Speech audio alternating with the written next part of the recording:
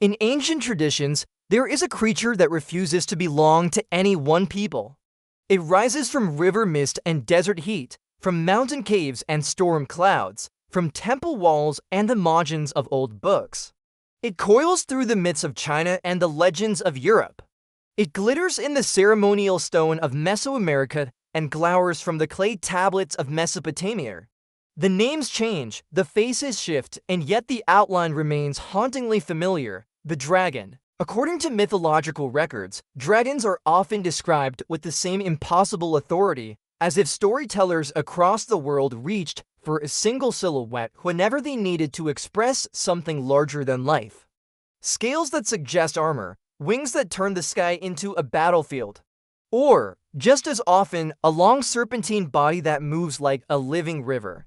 Immense size enough to dwarf human ambition.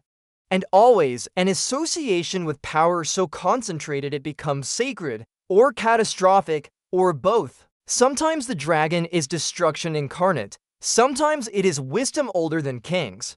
Sometimes it is the guardian at the border between the ordinary world and the realm of gods. The mystery is not only that dragons appear everywhere. It is that they appear with such striking similarities in cultures separated by oceans and centuries with no known contact. How does an image like this become so universal? Why would distant civilizations, shaped by different climates, different animals, different fears, and different hopes, imagine such closely related beings? Some scholars believe the answer lies not in a single origin, but in the shared structure of the human mind. Others argue that dragons are symbols built from the world's most potent forces: storm, flood, famine, fire. And still others wonder, cautiously, whether myths might preserve distorted memories of something real that once inspired humanity, something glimpsed, misunderstood, and transformed into legend.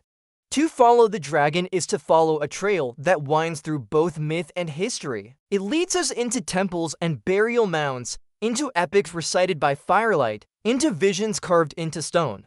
And at every turn, the dragon waits, watching from the edge of what humans dare to explain. In the East, dragons are often presented not as monsters to be slain, but as cosmic beings, woven into the fabric of balance itself. In Chinese mythology, the dragon is associated with water, rain, rivers, and the life-giving breath of the skies. It is not merely an animal, but a principle: the movement of clouds, the turning of seasons, the mysterious way the heavens answer the earth. It is possible that this is why Eastern dragons often appear as long, serpentine beings without wings, yet capable of flight. Their power is not mechanical, it is elemental. They do not conquer the sky by force, they belong to it. According to mythological records, the Chinese dragon is also bound to authority and order. It becomes an emblem of the emperor, not simply because it is strong, but because it represents a mandate that feels natural, as if rule is an extension of cosmic harmony. A dragon in this tradition can be fierce, yes, but its fury is often the fury of the storm that waters the fields. It is dangerous in the way nature is dangerous, not evil, but immense, indifferent, and sacred. In the West, the image often darkens. Dragons in European legend are frequently hoarders, creatures of fire and hunger, dwelling in caves among bones and treasure. They are linked to trials, to heroic tests, to the idea that civilization must prove itself against chaos. In these stories, the dragon is something that blocks the future. It holds wealth that should circulate, knowledge that should be earned, passage that should be opened. It is the obstacle that must be confronted. And yet, beneath the surface difference, the Eastern dragon as divine bringer of rain, the Western dragon as destructive hoarder, there is a shared foundation. Both are beings of threshold and power. Both command a landscape, whether it is a river basin or a mountain pass. Both are tied to forces that humans cannot control: weather, wealth, fate, death. Both demand respect, and in both traditions, the dragon is never trivial. It is never just an animal. It is a symbol big enough to hold a civilization's relationship with the unknown. Why would the same creature be seen so differently? Some scholars believe it depends on what a society most needed to negotiate. In regions where rain and rivers meant survival, a dragon that ruled water could be venerated as a divine partner, appeased through ritual and honored through art. In lands where the wilderness was imagined as a hostile realm beyond the village boundary, a dragon that haunted caves and breathed fire could embody the terror of what waits outside safety. It is possible that the dragon's form remained consistent while its moral character shifted, shaped by environment and worldview. The skeleton of the myth stayed the same, but it wore different masks. To understand the dragon's universality, we must step even further back into the oldest layers of human storytelling, where myth is less entertainment and more explanation. Across ancient civilizations, dragon-like beings appear again and again, guarding cosmic boundaries, threatening divine order, or embodying the raw, untamed pulse of the world. In Chinese mythology, dragons are intertwined with creation and the rhythms of nature. They are associated with rainmaking, with rivers that feed cities, with the unseen movement of clouds. They inhabit palaces under the sea and rise into storms. Their presence suggests that the world is alive with intention, that weather is not random but responsive to moral and ritual balance. In Mesopotamian myths, one of the earliest mythic landscapes we can still partially hear, chaos itself sometimes takes the shape of a monstrous serpent or dragon. According to mythological records, ancient stories from this region speak of primeval waters and battles that establish order. Here, the dragon-like figure can represent the terrifying formlessness that existed before the world was arranged in an ocean of possibility that is also a threat. When gods or heroes confront such beings, the conflict is not simply a fight. It is a reenactment of creation, order carved from chaos, boundaries drawn against the flood. In Norse legends, the dragon coils around greed and fate. The image of the serpent and the dragon appears as a warning that desire can become monstrous, that the hunger to possess can transform a being into something inhuman. Dragons in this tradition are often linked with cursed treasure, a wealth that poisons the soul. The dragon becomes a guardian, yes, but also a mirror. It reflects what humans fear they might become when consumed by obsession. Greek stories offer their own variations, filled with serpents and dragon-like guardians. In some myths, dragons protect sacred spaces or divine objects. They are stationed at the edge of what is forbidden to take. They stand where humans should not walk without consequence. In this world, the dragon is less a random monster and more a living boundary marker. It tells the hero, beyond this point, you enter a realm of gods, and nothing will be returned without payment. In Mesoamerican cultures, the dragon's shape often appears in feathered serpents and sky-linked beings, where serpent imagery rises into the heavens and becomes divine. According to mythological records, these figures can be connected to creation, knowledge, wind, and cycles of time. Here again we see the same core idea, a being that unites earth and sky, that crosses the boundary between the crawling and the soaring, between the underworld and the stars without requiring any modern explanation beyond ancient imagination. In ancient India, serpent beings and dragon-like figures appear as guardians of hidden realms, linked to water, treasure, and the deep places beneath the world. In these stories, a serpent is not merely a threat. It is a keeper of secrets, an inhabitant of subterranean palaces, a force that can grant boons or bring ruin. The dragon-like presence is again associated with guardianship and power, knowledge and danger braided together. The cultural details differ, yet the resemblance persists. Scaled bodies, enormous size, a relationship with water or fire, storms or treasure, wisdom or catastrophe. A role as guardian, as adversary, as cosmic force. The dragon is a recurring shape that cultures seem to discover independently, as if it waits in the shadows of human imagination and steps forward whenever storytellers need something vast enough to carry their deepest questions. Dragons are again and again symbols of power and knowledge. They are guardians of sacred places, treasures, or forbidden wisdom. They live where humans are not meant to linger, in caves, under mountains, beneath lakes, beyond the world's safe edges. To meet a dragon is to approach something that can transform you. That is why, in so many stories, a dragon encounter becomes a turning point. It is a test, a revelation, a curse, a coronation. Some scholars believe dragons serve as living metaphors for kingship itself. A dragon's hoard resembles the concentrated wealth of a ruler. Its territory resembles a kingdom. Its wrath resembles the sudden violence of power when challenged. And yet, dragons are also often aligned with gods and cosmic order. In ancient traditions, to control or befriend a dragon could symbolize rightful authority and ability to harmonize with forces bigger than oneself. To be devoured by one might represent the opposite, arrogance punished by the world as deeper laws. This duality is part of the dragon's enduring grip on the human mind. The dragon is both treasure and threat, wisdom and ruin. It can be an ally of the heavens or a plague upon the land. It can be the symbol of the emperor's mandate or the symbol of the hero's great trial. It is possible that this contradiction is not a flaw, but the point. Dragons are flexible enough to embody power in all its forms, nurturing and destructive, ordered and wild, sacred and terrifying.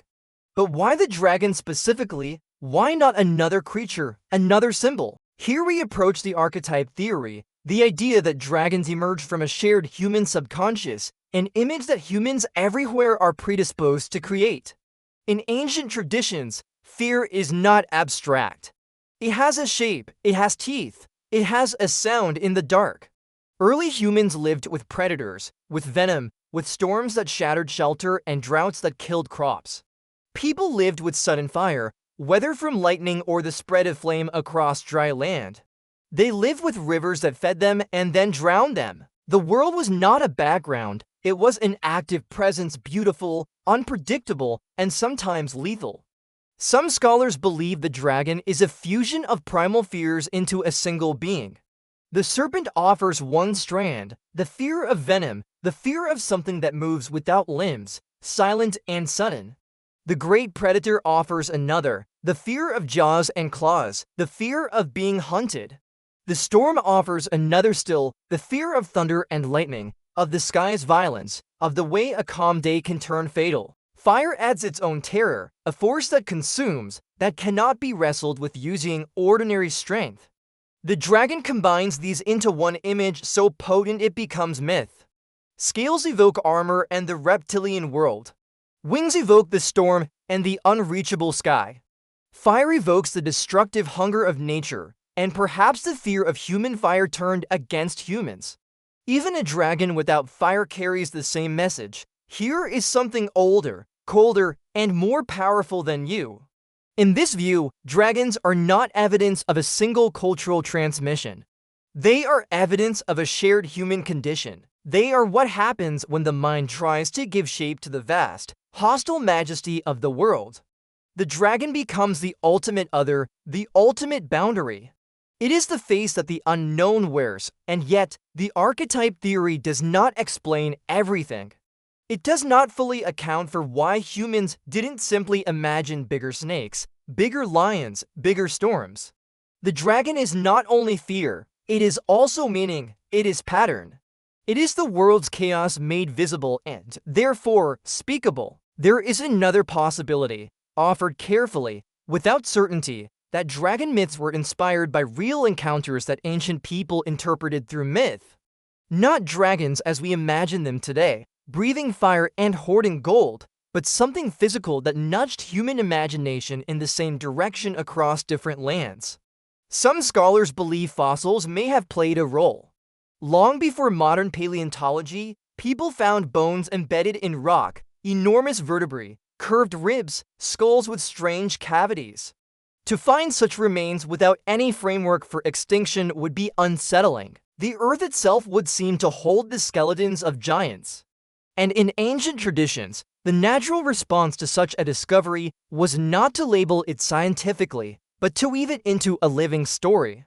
It is possible that a shepherd or farmer, digging into a hillside, might uncover massive bones and believe they belonged to a serpent that once ruled the region. A community might see a skull's hollow spaces and imagine a creature with an unnatural gaze. The bones might become evidence, not of deep time, but of mythic time, a confirmation that the old stories were true, that the land had once been walked by monsters and gods. Large reptiles could also have shaped the imagination.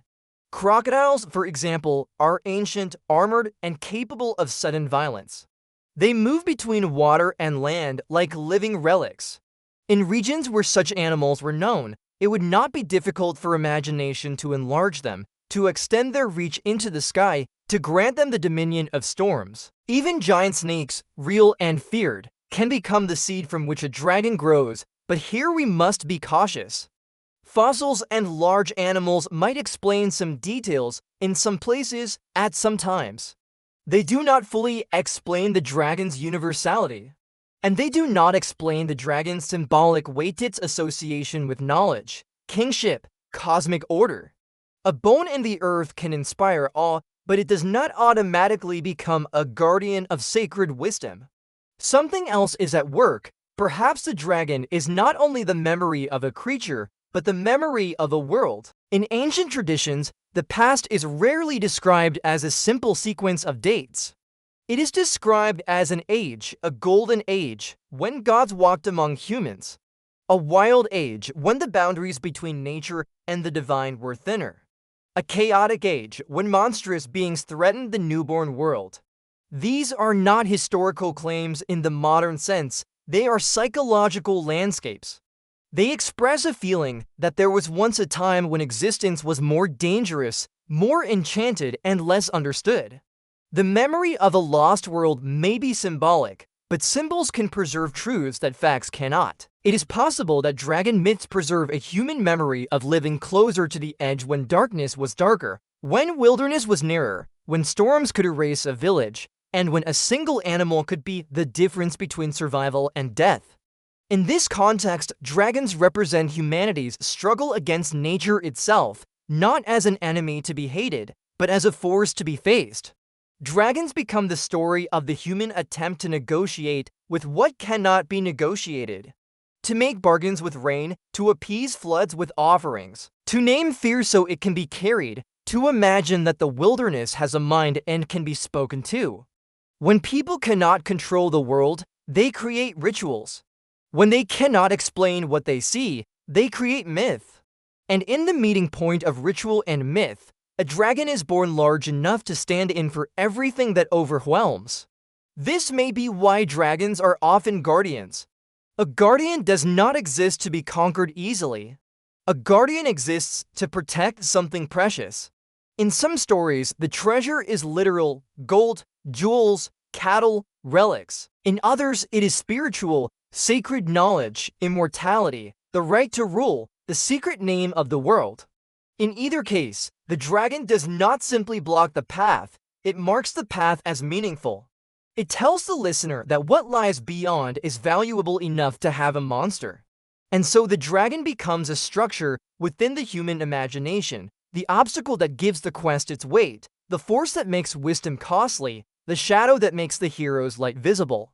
Even in traditions where dragons are benevolent, they still hold power at a distance, they still command reverence. They still remind humans that the world is larger than human plans. If dragons are so ancient, so universal, why have they never disappeared? In a modern age, where maps fill in blank spaces and storms are measured and recorded, the dragon still thrives. Not because people secretly believe a scaled giant sleeps beneath every mountain, but because the dragon remains useful. It remains a vessel for meaning. Dragons persist because they are not tied to one narrow interpretation. They can be the face of greed or the face of wisdom. They can represent tyranny or rightful authority. They can symbolize nature's fury or nature's balance. They can be a personal fear or a cosmic principle. Their shape is stable enough to be recognizable, yet flexible enough to be endlessly reimagined. Some scholars believe the dragon endures because humans continue to live with the same inner landscape that created it. The unknown has not vanished, it has only changed location. There are still forces beyond control: illness, loss, catastrophe, the sudden turning of fortune. There are still depths within the mind that remain uncharted. The dragon, in this sense, is a symbol that can travel through time, adapting to new eras without losing its ancient resonance.